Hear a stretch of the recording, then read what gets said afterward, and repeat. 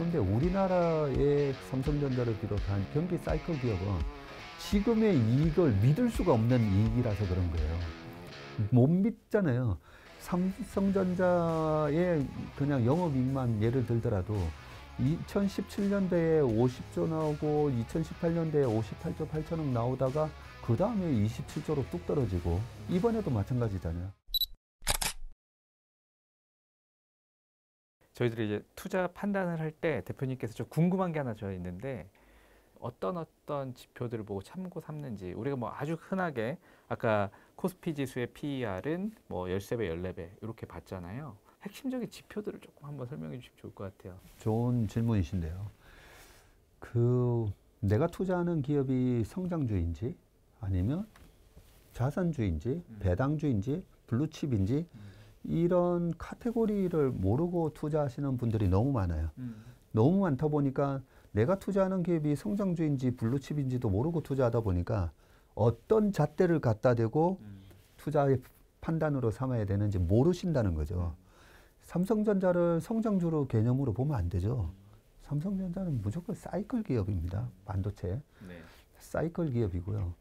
그런데 우리나라의 삼성전자를 비롯한 이 시클리컬 기업들, 경기 사이클 기업은 지금의 이익을 믿을 수가 없는 이익이라서 그런 거예요. 삼성전자의 그냥 영업이익만 예를 들더라도 2017년도에 50조 나오고 2018년도에 58조 8천억 나오다가 그 다음에 27조로 뚝 떨어지고 이번에도 마찬가지잖아요. 네. 이익이 급감하잖아요.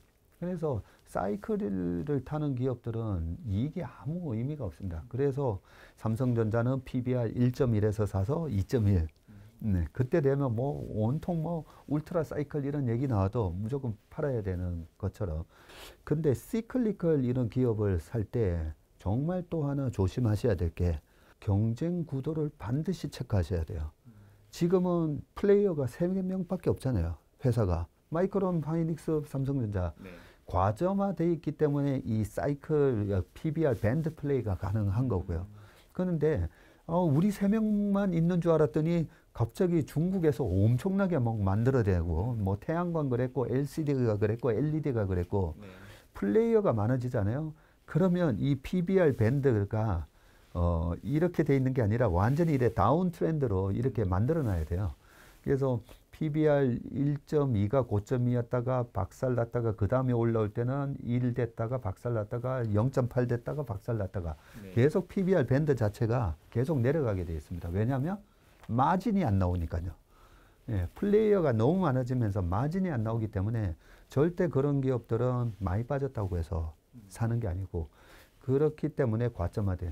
엔비디아를 왜 100불대에서 그렇게 공격적으로 살 수가 있느냐면 혼자 독보적이니까요. 계속 체크하거든요. 얘 말고 없네? 계속 독보적이네. 그런 걸 우리가 반드시 보통 뭐 이게 마이클 포터 교수의 뭐 스왑 분석인가요? 뭐 이런 식으로 분석을 하잖아요. 네. 그런 측면에서 분석을 해보고 예를 들면 2020년도에 테슬라가 PER 200배였거든요. 아니 200배면 너무 비싼 거 아니야 했더니 200배 성장을 했어요. 어닝 그로스가. 작년하고 올해 초에 시장을 뜨겁게 달구었던 에코프로 비행 같은 회사들 보면 이익이 막 그렇게 증가를 했어요. 그러니까 높은 PER이 다 합리화가 됐던 거죠. 예, 그런 것처럼 이제 성장주는 이 PER과 EPS 그로스를 계속 같이 이렇게 봐야 되면 200배인데 EPS가 어닝이 200% 증가했으면 PER 200 나누기 200 하면 1이 되는 거다는 거죠. 근데 나는 저 200배짜리는 못 사겠고 PER 6배짜리 살래. 그냥 포드 자동차나 GM 야 테슬라가 200배인데 얘는 8배야 8배. 네. 근데 8배가 6배가 되고 5배가 되고 왜냐하면 네. 이익 성장이 안 나오니까. 보통 이제 가치 투자자라고 하시는 분들이 그러시잖아요. 뭐 PER 뭐 20배, 30배는 안 산다. 네. 네. 그거는 눈으로 확인되지 않은 것이기 때문에 이미 확실한 실적이 있는 기업들 위주로 이제 사시는 분들, 그러니까 보수적인 투자를 하시는 분들이죠. 네. 대표님께서 그러면 이제 보시기에는 이제 개인 투자자들은 그렇게 뭐 그 모멘텀 투자를 많이 한다면 방금 말씀하신 대로 그 EPS가 늘어나는 것들 그런 걸 좀 확인하면 좋을 것 같네요. 그 EPS 늘어나는 걸로 네. 성장주 투자법을 만든 사람이 윌리엄 오닐이라고요. 예, 성장주 투자법.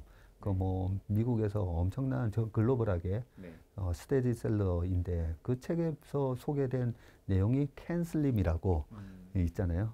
CAN, 캔, 슬림, SLIM 해가지고 네. 요 7가지를 체크하라고 돼 있는데 네. 그 C하고 A에 해당되는 게 뭐냐면 이게 바로 current quarterly earning이라고 해가지고 최근 분기 이익이에요. 최근 분기 이익이 25% 이상 성장하는가. 그리고 A에 해당되는 게 annual earning, 연간 이익이 작년 대비 또 25% 성장하는가. 그런 관점으로 보면 작년에 얼마 전지, 2차 전지의 상승이 설명이 되잖아요. 성장주를 체크하실 때 제일 좋은 투자 방법이 이 캔슬림이라는 겁니다. 거기서 이제 N에 해당되는 게 뭐냐면 그래서 이 어닝 모멘텀이 어떻게 해서 나온 건데 라고 해서 여기 N이 new product, 새로운 뭐 신제품이 있는가 네. 아니면 new management도 있어요. 새로운 누군가가 유능한 경영진이 왔는가 아니면 new market이 생겼는가. 네, 그런 측면에서 보면 아까 반도체도 네. 모바일, PC 해가지고 new market이 지금 생기고 있는 거잖아요. 예, 그런 거 보면 다 설명이 돼요. 그리고 자동차, 기아차, 현대차 최근에 뭐 영업이익률이 기아차 막 12%까지 나오고 네. 그러면 이익 C하고 A가 다 해당되거든요. 그러면 N에서 뉴 프로덕트이 있는가라 보면 전기차 잘하고 있잖아요. 네. 그리고 전기차라는 새로운 시장이 형성되고 있잖아요. 네, 그런 거 보면 이 캔슬림 전략으로 보면 설명이 되는 거죠. 주식 투자를 잘하려면 이 캔슬림 전략만 내가 몸에 익혀도 정말 주식 투자의 고수가 될 수가 있습니다. 근데 S가 뭐냐면 shares라고 해서 주식 수 있잖아요. 네. number of shares라고 해서 우리가 주식 수인데 주식 수가 많아지는 기업이 좋습니까? 주식 수가 적어지는 기업이 좋습니까? 적어지는 게 좋죠. 무조건 적어져야 되잖아요. 그래서 주식 수가 많아지는 기업, 자꾸만 돈이 필요해서 유상증자, 네. 돈이 필요해서 전환사채 발행하면 그게 다 주식으로 전환되면 주식이 많아지나. 거기다가 물적 분할해가지고 한국은 이 회사 하나만 네. 있어야 되는데 또 네. 플러스 또 자회사가 상장이 돼가지고 또 주식 수가 네. 정말 좋은 얘기 하셨어요. 그러면 주식이 많아지면서 확 줄어들잖아요. 반면에 미국은 어떠죠? 미국은 애플도 보면 계속 주식을 사서 소각을 해버리잖아요. 네. 그러면 예를 들면 애플 주식을 100명이 갖고 있었는데 계속 한 주씩 소각한다 해보세요. 네. 한 주씩 소각하고 저는 절대 안 팔아요. 그럼 나중에 99명 주식 다 사서 소각하고 나 혼자 애플의 주인이 되는 거예요. 그런 개념으로 보시면 자사주 매입 소각이 얼마나 이 주주한테 그 큰 가치를 주는지 알 수가 있습니다. 그래서 저는 이 슬림에서 S를 항상 체크를 해요. 항상 이 N까지 뭔가 좋았는데 S 부분에 있어서 오우 전환사채가 디글디글하네. 보호예수 6개월 이상 된 게 이제 쏟아져 나오네. 공모주 같은 경우에도 대주주가 정말 좋은 회사는요. 대주주가 꽉 쥐고 있는 경우가 많아요. 네. 그 LG 에너지 솔루션도 82% 대주주가 갖고 있죠. 네. 삼성바이오도 75%가 대주주들이 갖고 있죠. 근데 어떤 기업들은요. 바이오 기업인데 아니 대주주가 겨우 15% 들고 있어? 아니 이렇게 좋으면 자기가 좀 많이 들고 있지.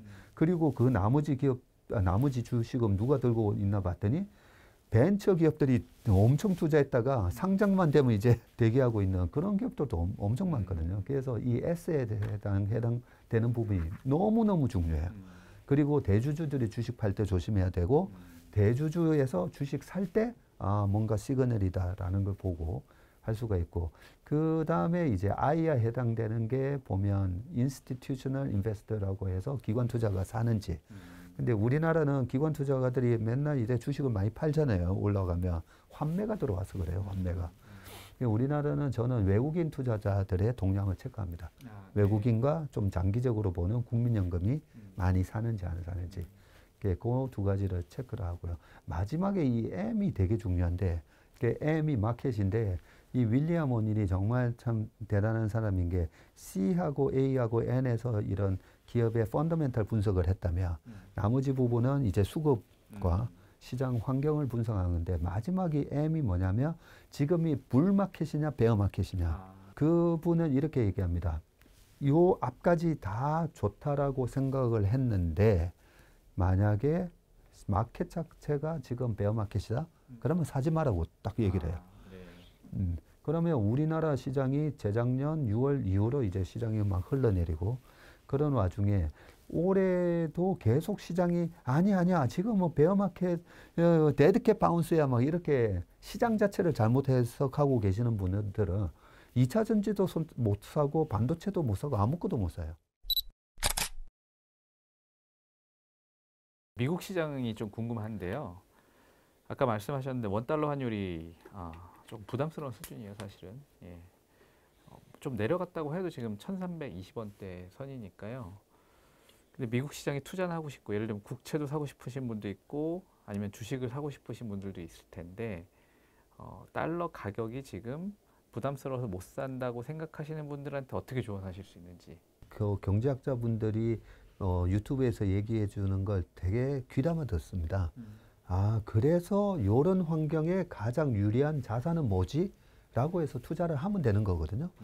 그러면 환율이 지금 1,300원 이상에서 옛날에 우리가 IMF 겪었을 때 그 환율 1,600원, 1,800원에서 우리나라에서 생산해서 일본에다가 니트를 파는 회사 떼돈 벌었고요. 우리나라에서 오토바이 헬멧 만들어서 파는 회사 떼돈 벌었잖아요. 1,300원 환율에서 누가 웃고 있는가? 예, 저는 그걸 우리가 판단하면 된다는 생각이고요. 누가 웃고 있겠습니까? 수출 기업이죠. 수출 기업이고, 그죠? 네. 지금 뭐 페드가 만들어준 이 고환율 덕분에 너무 좋은 환경이죠. 네. 예, 너무 좋은 환경이에요. 뭐 1,300원 똑같은 물건을 팔아도 들어오는 돈이 그죠? 1,100억 들어와야 될 게 1,300억씩 들어오니까 그런 식으로 보면 지금 상황에서는 저는 여전히 환율이 1,300원대에서는 계속 수출 기업, 우리나라 한국 기업 주식을 사는 게 맞다는 생각이고요. 어느 정도 이 주가가 이런 모든 걸 다 반영을 해서 주식 사기에 조금 애매해진다.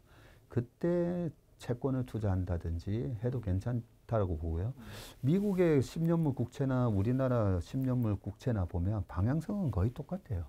방향성은 똑같은데 왜 외국인들은 우리나라 채권을 200조나 들고 있을까라고 보면 결국은 환율이 떨어진다라고 보는 거거든요. 그러면 우리나라 채권 지금 우리나라 채권은 3.3% 주고 미국 채권은 3.8% 주면 이거 다 팔아서 막 미국 갈 거 아니냐라는 질문들을 많이 하잖아요. 아니라는 거죠. 환율 배팅으로 보면 원화 표시 채권이 앞으로 환율로 보면 먹을 게 더 많다는 거죠. 그런 측면으로 보면 채권에 투자하시는 분들도 굳이 지금 이걸 갖다가 미국 채권으로 달러로 바꿔서 사기보다는 그냥 우리나라 채권 사셔도 된다고 생각합니다. 네. 그러니까 지금 원달러 환율 역사적인 평균으로 봤을 때는 지금 달러화로 바꿔서 뭔가 미국 자산에 투자하기보다는 한국 자산, 뭐 한국 주식, 채권에 투자하는 게 낫겠다. 근데 이제 아까 말씀하셨을 때 6월달 장이 조금 어려울 걸로 예상이 되니까 한국 주식시장에 투자를 한다면 지금보다는 조금 뒤쪽에 투자를 하는 것도 나쁘지 않겠다. 이렇게 정리할 수 있겠네요. 지금은 현금 비중을 조금 그동안엔 제가 뭐 거의 풀 매수를 계속 외쳤었는데요. 지금은 현금 비중을 한 15에서 많이는 한 30%까지 만드셔도 될 것 같아요. 사실은 지금 이미 현금 비중이 많으셔서 들어갈 타이밍을 놓치신 분들도 꽤 많아요, 사실은. 네, 그래서 큰 침체가 온다고 또 워낙 뭐 작년 하반기부터 얘기들이 많았으니까 언제쯤 기회를 준다 생각한다고 한다면 6월 달. 6월 달이고 한번 그림을 그려보면요. 7월 달에 삼성전자 이제 잠정 실적 발표가 먼저 나오고 그러고 나서 본 실적 발표가 7월 말에 나올 건데 이번에 엔비디아가 보여줬잖아요. 그래서 그걸 기대를 하면서 6월 달에 한번 시장을 또 이렇게 불안하게 만드는 이벤트가 있습니다. 그 이벤트가 FOMC 또 있어요. 또 그 지긋지긋한 5월 3일 날 했는데 뭐 또 6월 14일 날 뭐 또 한다라고 돼 있는데 6주마다 하기 때문에 이번에 하면 이제 7월 달은 없죠. 없는데 6월 달에 지금 금리 인상 확률이 또 쑥 올라갔잖아요. 네, 원래는 당연히 안 올릴 거라고 생각했었는데 네. 지금은 0.25%포인트 좀 올릴 것 같아가 점점 많아지고 있어요. 네. 네. 그게 많아지고 있기 때문에 전형적으로 금리를 올리는 사이클에서는 FOMC 회의가 있기 2주 전부터 시장이 약간 조정에 들어가는 경향이 있거든요. 네. 근데 이번에는 금리를 안 올려야 되는데 혹시 올리는 거 아니냐 이 두려움에 또 시장이 이제 떨 건데요. 작년에도 내내 그랬죠. 작년에도 저도 뭐 9월이면 이제 다 올리지 뭘 여기서 더 올리겠어요 하다가 또 올려버렸잖아요. 네. 그런 것처럼 하도 이제 트라우마가 있기 때문에 이번에 저러다가 또 올리는 거 아니야? 이 두려움 때문에 FOMC 회의 전까지 시장이 좀 흔들릴 수가 있고 그 패드 와치는 일단은 올린다는 쪽으로 지금 또 확률이 높아지고 있긴 한데 제롬 파월 입장에서는 그동안 또 얘기한 게 있잖아요.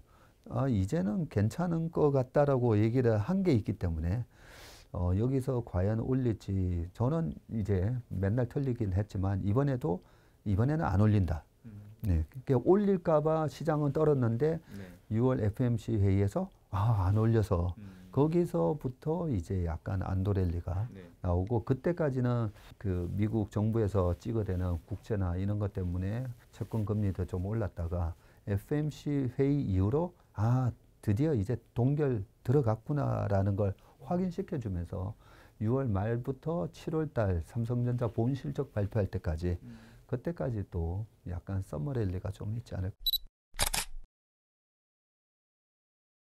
금리를 생각을 하면 지금 시장에서는 원래는 하반기에 한 3차례 정도 내린다고 봐서 4%대 중반까지 내려가지 않겠느냐 이렇게 기대를 했죠. 예.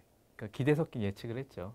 근데 이제 그 기대 섞인 예측은 기대는 점점 줄고 이제 현실화 돼가고 있는데 어떻게 보세요? 그 금리를 언제쯤 내릴 것 같습니까? 중앙은행, 미국 중앙은행이요? 그거는 함부로 제가 예측은 못 하겠고요. 네. 그동안 패드 와치가 계속 맞았기 때문에 패드 와치는 내릴 거다 했는데 최근에 올해는 못 내리는 걸로 또 확 바뀌었더라고요. 금리 인하를 뭐 기대할 필요는 없을 것 같고요. 올해 연내는 네. 기대하기 좀 어렵다. 네, 지금은 S&P 500의 PER이 18배가 이제 살짝 넘어선 상황에서 저희 회사에서는 저는 이렇게 얘기합니다. 지금 S&P 500의 20년 평균치 18배에 지금 와 있는 거거든요. 여기서 더 올라가려면 금리가 떨어지든지 아니면 어닝 E가 올라가든지 예, 그 두 가지 모멘텀이 없으면 이미 시장은 저번에 3,500을 깼다가 지금 거의 4,200 와서 시장은 이미 디스카운트는 다 없어졌어요. 그동안은 제가 디스카운트 됐을 때 박앤세일이니까 사세요라고 했지만 지금은 분명히 디스카운트 영역은 이제는 아닙니다. 지금은 이제 금리 모멘텀보다는 어쨌든 기업의 어닝 모멘텀을 저는 보는 게 맞는 것 같아요. 그래서 어닝 모멘텀이 있을 회사가 뭔지 그 부분에 대해서 계속 관찰을 하고 있고요. 그걸 이제 엔비디아가 반도체 섹터에서는 어닝 서프라이즈가 있을 수 있다라는 걸 얘기해 줬고 그 외에도 보면 지금 환경 속에서도 미국의 PMI를 보면 굿즈를 생산하는 상품을 생산하는 제조 PMI는 여전히 안 좋잖아요. 그런데 서비스 PMI는 또 괜찮아요. 그러면 이런 부분에 있어서 수익을 낼 수 있는 회사는 뭔가 그런 걸 이제 좀 찾는데 오히려 초점을 맞추시는 게 좋을 것 같습니다. 오늘도 긴 말씀 감사하고요. 또 동학개미의 멘토인 만큼 우리 박수익 대표님의 말씀이 큰 도움이 됐으면 좋겠습니다. 감사합니다.